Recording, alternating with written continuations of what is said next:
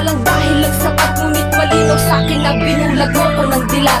Sayang naman ang pag-ibig ko na binaliwala lang ng tulad mo. Di ko inasahang magkakaganito, nung gusto na nang makilala mo ako. Sana man lang ay naiisip mo ang lahat ng mga ipinangako mo. Diyan ka masaya, di na kita pipigilan.